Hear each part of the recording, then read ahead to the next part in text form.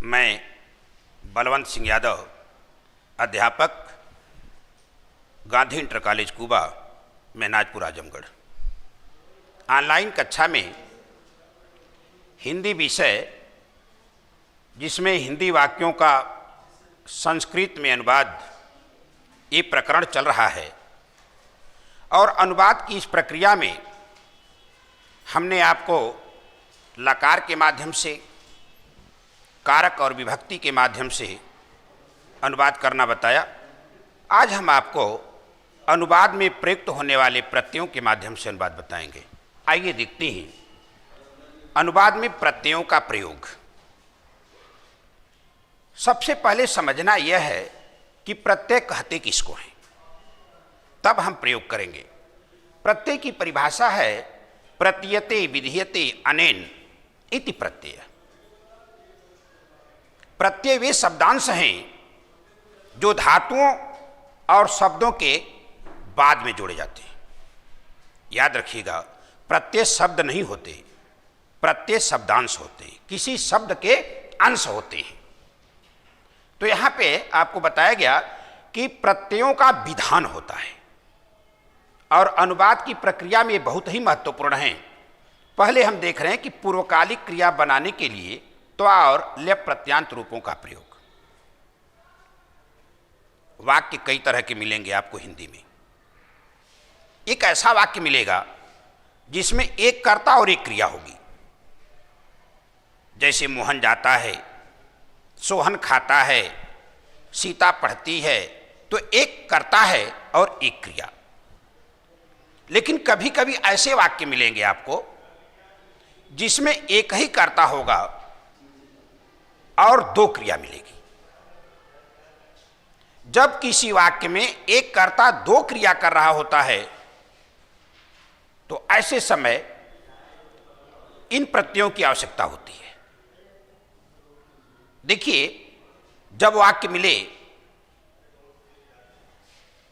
कि कोई एक क्रिया समाप्त करके दूसरी क्रिया कर रहा है, मैंने अभी आपको कहा कि वाक्य में कर्ता दो तरह से कार्य करता है। पहले तो एक कर्ता एक क्रिया, और एक ऐसा वाक्य मिलेगा कर्ता अकेला होगा और वो दो क्रिया करेगा, लेकिन एक क्रिया करने के बाद दूसरी क्रिया करेगा। इस बात को याद रखिएगा। एक क्रिया के बाद कर्ता जब दूसरी क्रिया शुरू करता है तो पहले की गई क्रिया को पूर्वकालिक क्रिया कहते हैं। जब एक कार्य समाप्त करके दूसरा कार्य प्रारंभ किया जाता है तो पहले किए गए कार्य को वो पूर्वकालिक कहा जाता है। पूर्व माने पहले, काल माने समय। ऐसे वाक्यों में हिंदी क्रिया के साथ कर अथवा करके लगा होता है। याद रखिएगा, ऐसे वाक्य मिलेंगे कि हिंदी वाक्य में क्रिया में कर अथवा करके आएगा और कर्ता एक ही होगा। जैसे ये कह दिया जाए कि छात्र पढ़कर विद्यालय से घर जाता है। वाक्य पर ध्यान दीजिए, वाक्य विन्यास क्या है? छात्र पढ़कर विद्यालय से घर जाता है। घर जाने वाला भी वही है जो पढ़ने वाला है। कर्ता एक है, क्रिया दो। लेकिन एक क्रिया संपन्न करने के बाद दूसरी क्रिया हो रही है। अभी हमने आपको कहा था कि जब वाक्य का कर्ता एक क्रिया समाप्त करने के बाद दूसरी क्रिया प्रारंभ करता है तब सत्र और सानच के स्थान पे त्वा और लेप प्रत्ययों का प्रयोग होता है, सत्र सानच का नहीं होता। तो जब कर्ता एक क्रिया समाप्त करने के बाद दूसरी क्रिया प्रारंभ करता है तो जिस हिंदी वाक्य क्रिया में कर अथवा करके लगा होता है उसी में त्वा और लेप प्रत्यांत रूपों का प्रयोग करते हैं। जैसे उदाहरण है, छात्र पढ़कर विद्यालय से घर जाता है। छात्र घर गया कब? पहले पढ़ लिया। देखिए लिखा है छात्र पढ़कर, पहले पढ़ लिया, इसके बाद विद्यालय से घर गया। पढ़ने वाला और घर जाने वाला दोनों एक ही है, लेकिन एक क्रिया समाप्त करने के बाद दूसरी क्रिया कर रहा है छात्र, इसलिए पूर्व की गई क्रिया में त्वा प्रत्यांत रूपों का प्रयोग करते हैं। उस क्रिया को पूर्वकालिक क्रिया कहते हैं। तब अनुवाद बनेगा छात्रः पठित्वा विद्यालयात् गृहं गच्छति। छात्र पढ़कर विद्यालय से घर जाता है। दूसरा उदाहरण दिया गया है, वह गुरु को प्रणाम कर बैठता है। कोई शिष्य है जो अपने गुरु को प्रणाम करके बैठता है, तो पहले प्रणाम कर लिया, इसके बाद बैठा। प्रणाम करना भी एक क्रिया है और बैठना भी क्रिया है। तो यहां पे कोई अपने गुरु को पहले प्रणाम किया, एक क्रिया संपन्न किया, इसके बाद दूसरी क्रिया बैठने वाली किया। तो जब कर्ता एक क्रिया समाप्त करके दूसरी क्रिया प्रारंभ करता है तो पहले की गई क्रिया को पूर्वकालिक क्रिया कहते हैं और उस क्रिया में प्रत्यांत रूपों का किसके अक्त्वा और लेप का प्रयोग करते हैं। जैसे वह गुरु को प्रणाम कर बैठता है, सह गुरुम प्रणम्य उपविशति, वह गुरु को प्रणाम करके बैठता है। और ऐसे भी वाक्य आपको मिलेंगे। देखिए इसमें लिखा हुआ है कि अ अथवा न धातु से पहले अगर आ जाए तो उसमें अक्त्वा प्रत्यांत रूपों का प्रयोग करते हैं। उदाहरण दिया गया है, मैं काम किए बिना घर नहीं जाऊंगा, मैं पढ़े बिना नहीं जाऊंगा। तो ये सब ऐसे वाक्य आ जाएं तब आप त्वा प्रत्यांत रूपों का प्रयोग करेंगे। अहम कार्यम अकृत्वा गृहम न गमिष्यामि, अहम कार्यम अकृत्वा, अकृत्वा माने बिना किए, बिना करके घर नहीं जाऊंगा। और त्वा प्रत्यांत जो शब्द होते हैं वो अव्यय होते हैं, अव्ययों के रूप नहीं चलते। अव्यय के रूप नहीं चलते, वो जिस रूप में होते हैं उसी रूप में रहते हैं। और ऐसे भी वाक्य आएंगे जिसमें कर्ता अकेला होगा, दो क्रिया करेगा और दोनों क्रिया साथ साथ करेगा। बच्चों यहां ध्यान देने वाली बात है, अभी हमने आपको बताया एक कर्ता दो क्रिया कर रहा है, एक क्रिया करने के बाद दूसरी क्रिया कर रहा है। और ऐसा वाक्य मिल जाए कि कर्ता अकेला हो, दो क्रिया करना हो और दोनों साथ साथ करना हो। जब अकेला कर्ता दो क्रिया साथ साथ करता है तो अनुवाद करते समय हम सत्रि और सानच प्रत्यांत रूपों का प्रयोग करते हैं। दोनों में अंतर ही है। जब क्रिया समाप्त करके दूसरी क्रिया शुरू करता है तो अक्त्वा लेप, और एक साथ दोनों क्रिया करता है तो सत्रि और सानच प्रत्यांत रूप। जैसे मान लीजिए कह दिया जाए वह हंसते हुए जाता है, बात समझो, वह हंसते हुए जाता है। वह जो करता है दो क्रिया कर रहा है, हंसने वाला जाने वाला, दोनों कार्य, और दोनों साथ साथ कर रहा है। वह हंसते हुए जाता है, हंस भी रहा है और जा भी रहा है। अगर यह कह दिया जाए कि वह हंस कर जाता है तो पहले हंस लिया इसके बाद जा रहा है, लेकिन यहां वाक्य बोल रहा है वह हंसते हुए जाता है, वह खाते हुए जाता है, वह पढ़ते हुए जाता है। तो जब हिंदी वाक्य में हुआ और हुए आवे और अकेला कर्ता दो क्रिया साथ साथ करे, तब अनुवाद करते समय सत्रि और सानच प्रत्यांत रूपों का हम प्रयोग करते हैं। जो सत्रि प्रत्यांत रूप होते हैं वो बनते हैं परस्मैपदी धातुओं से, और जो सानच प्रत्यांत रूप होते हैं वो बनते हैं आत्मनेपदी धातुओं से। सत्रि प्रत्यय बनाने का बड़ा सुंदर नियम यह है कि हम जिस धातु में सत्रि प्रत्यय लगाना चाहते हैं उस धातु के लट लकार प्रथम पुरुष बहुवचन के रूप में से ती निकाल देते हैं। बचा हुआ रूप पुल्लिंग एक वचन का होता है। जैसे पठ धातु में सत्रि लगाना होता है तो रूप चलाते हैं पठति पठतः पठन्ति, और बहुवचन के रूप में से ती निकालेंगे तो बन जाएगा पठन। ऐसे ही गच्छन भवन, तो बहुवचन के रूप में से ती निकाल देंगे, परस्मैपदी का पुल्लिंग एक वचन का रूप हो जाएगा। गच्छन जाते हुए, खादन खाते हुए, हसन हंसते हुए, भ्रमण घूमते हुए, इस तरह से रूप बनेगा। और ये प्रत्यय जब भी प्रयोग किए जाते हैं तो विशेषण की तरह होते हैं, इसलिए विशेष्य के अनुसार ये चलते हैं। देखिए लड़का पढ़ता हुआ जाता है, ध्यान दीजिएगा, लड़का पढ़ता हुआ जाता है। लड़का कैसे जाता है? पढ़ता हुआ, विशेषण है, जा तो रहा है लेकिन पढ़ रहा है, हुआ हुए आ भी गया, तो बालकः पठन गच्छति। दूसरा उदाहरण है, हंसती हुई लड़की को देखो, हसंतीम बालिकाम पश्य। क्यों उदाहरण दिया गया? देखने वाला देख रहा है कि वह लड़की क्या कर रही है, हंस रही है, तो यहां पे बोला जा रहा है कि हंसती हुई लड़की को देखो, लड़की को भी देखो, और दोनों क्रिया है। जैसे अभी उदाहरण दिया गया, लड़का पढ़ता हुआ जाता है, लड़का पढ़ भी रहा है और जा भी रहा है, और यहां लड़की क्या है, उसकी विशेषता क्या, वो हंस रही है। तो विशेषण के रूप में भी इन प्रत्यांत रूपों का प्रयोग किया जाता है। उत्तरकाली क्रिया बनाने के लिए तुमुन प्रत्यांत रूपों का प्रयोग होता है। अनुवाद करते समय ध्यान दीजिएगा, एक क्रियार्थक क्रिया, बड़ा सुंदर उदाहरण मिलता है क्रियार्थक क्रिया के रूप में। क्रियार्थक क्रिया क्या होती है? जब कर्ता एक क्रिया करने के लिए दूसरी क्रिया करता है, इस बात को याद रखिए। जब कर्ता एक क्रिया करने के लिए दूसरी क्रिया शुरू करता है तो उस क्रिया को हम क्रियार्थक क्रिया कहते हैं। क्रियार्थक माने क्रिया के लिए क्रिया, क्रियार्थक क्रिया। एक कार्य को करने के लिए दूसरा कार्य किया जाए, एक क्रिया को करने के लिए दूसरी क्रिया किया जाए, तो वहां पे तुमुन प्रत्यांत रूप का प्रयोग होता है। इसके हिंदी वाक्य में के लिए आता है, लेकिन यह चतुर्थी विभक्ति से अलग होता है, क्योंकि इसका कर्ता अकेला होता है जो दोनों क्रिया करने वाला होता है। जैसे उदाहरण देखिए, मैं घर जाना चाहता हूं, मैं घर जाना चाहता हूं, जाना भी है और चाहना भी है, दो क्रिया है।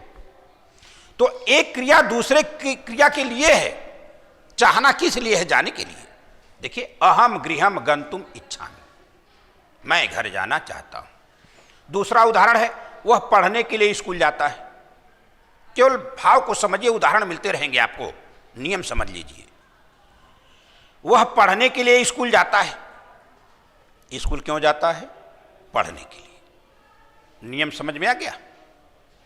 कोई स्कूल जा रहा है, किस लिए जा रहा है? पढ़ने के लिए। स्कूल जाना भी एक, देखिए, जाना भी एक क्रिया है और पढ़ना भी क्रिया है, दो क्रिया। तो एक क्रिया के लिए जब दूसरी क्रिया होती है तो क्रियार्थक क्रिया होती है, क्रिया के लिए क्रिया। तो वह पढ़ने के लिए स्कूल जाता है, जिसके लिए क्रिया होती है उसमें हम तुमुन प्रत्यांत रूप का प्रयोग करते हैं। तुमुन का तुम शेष रहता है। जैसे देखिए, सह पठितुम, पठितुम माने पढ़ने के लिए। कहां जाता है? विद्यालयम गच्छति, विद्यालय जा रहा है। तो जब वाक्य का कर्ता एक क्रिया के लिए दूसरी क्रिया करता है तो जिस क्रिया के लिए क्रिया की जाती है उसमें हम तुमनांत प्रत्यय का प्रयोग करते हैं, तुमनांत रूप का प्रयोग करते हैं, तुमन प्रत्यांत रूप का। अब भूतकालिक क्रिया, वाक्य क्रिया भूतकाल की हो, कर्ता कोई क्रिया किया हो और समय बीत गया हो, और ऐसा वाक्य आ जाए तो आप क्या करेंगे? हालांकि लकार हमने आपको पढ़ाया है, लेकिन प्रत्यय के माध्यम से लकार कैसे बनते हैं, देखिए काल कैसे निर्धारित होते हैं। भूतकाल की जो क्रिया है त और तवतु प्रत्यांत रूपों से बनती है। देखिए लिखा है, जब कोई क्रिया पूर्ण रूप से समाप्त हो जाए, कर्ता की क्रिया समाप्त हो गई हो, कर्ता अपना कार्य कर चुका हो, तब इन रूपों का प्रयोग होता है। किन रूपों का? त और तवतु प्रत्यांत रूपों का प्रयोग होता है। जैसे राम घर गया, उदाहरण देखिए, राम घर गया। घर कौन गया? राम। राम जाने वाला काम पूरा कर चुका है। ऐसा नहीं कि राम घर जा रहा है या राम घर जाएगा, नहीं, राम घर गया, पहुंच गया। देखिए, इसलिए कहा गया कि भूतकालिक क्रिया बीते हुए समय को बताने के लिए। तो यहां पे है रामः गृहम गतवान, राम घर गया। मैंने आज काशी देखी।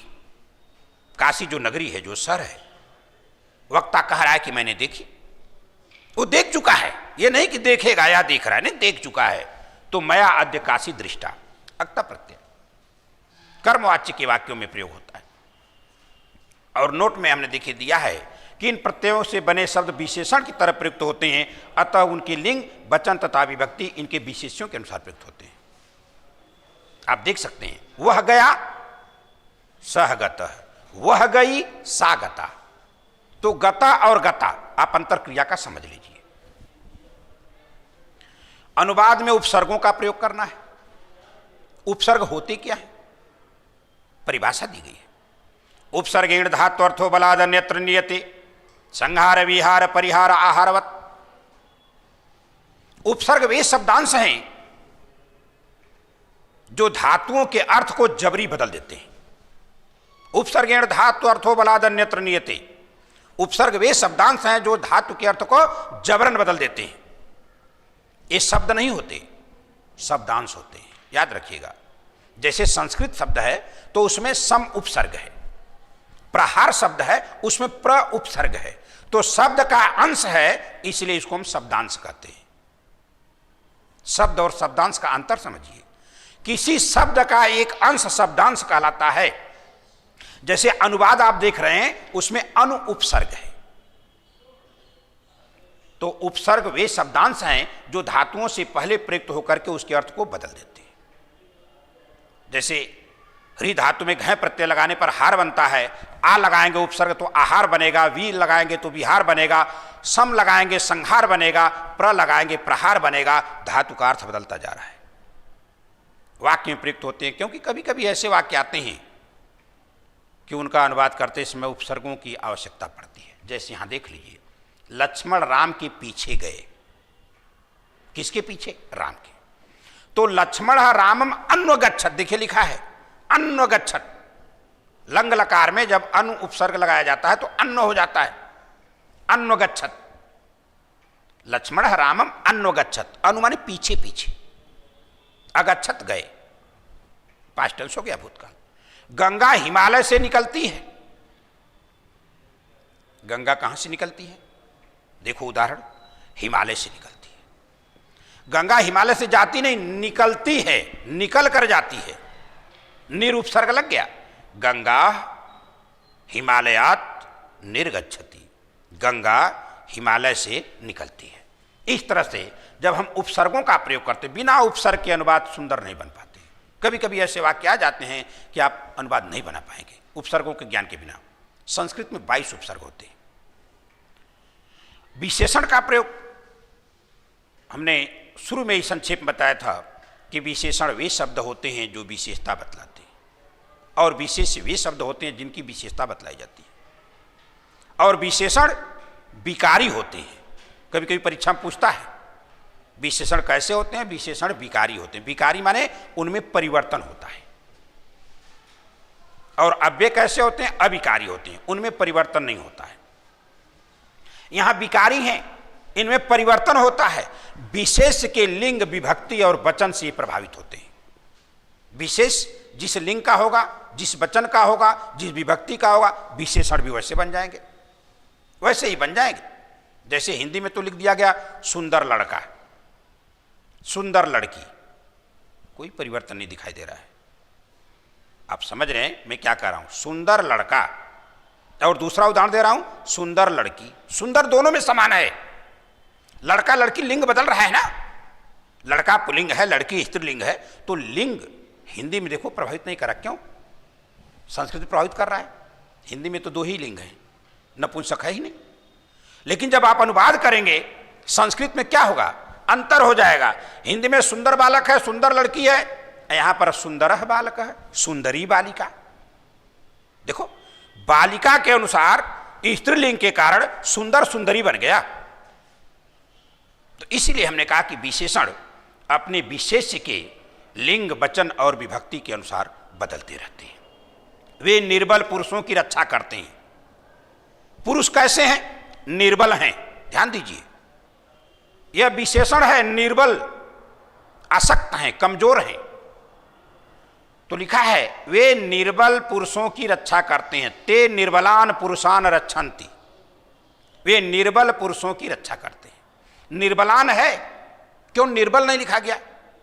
निर्बल शब्द खुद संस्कृत का, तो निर्बलान क्यों है? बहुवचन क्यों आ गया? इसलिए आ गया यहां पुरुषान है, एक पुरुष की नहीं, बहुत से पुरुषों की। तो जब पुरुष शब्द जो विशेष्य है यहां पे वाक्य में, जब वो बहुवचन का है तो विशेषण भी बहुवचन का लगेगा।